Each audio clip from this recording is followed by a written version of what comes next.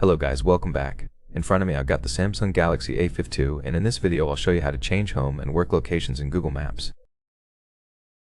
First, open Google Maps, tap the button in the bottom right corner, and go to Settings.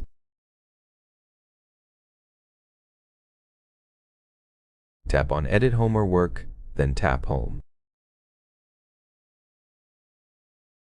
Enter your home address or choose a point on the map, then tap Done.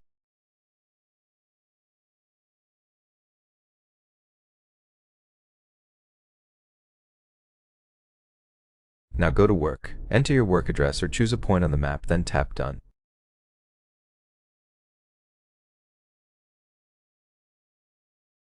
Now you can navigate from home to work.